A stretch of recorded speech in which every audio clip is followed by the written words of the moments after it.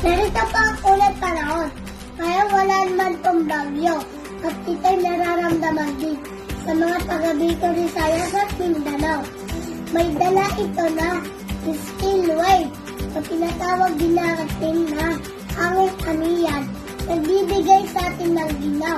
Subalit, kung wala man bagyo malapit sa Pilipinas, meron namumuong napakalakas na bagyo, isang super bagyo.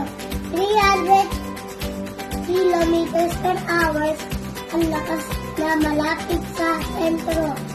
Ito'y malapit lamang sa South Pacific sa may American Samoa. Ang ating weather report. My name is John Jacob Torres. Ayan na po ang ating weather report. News, thank you.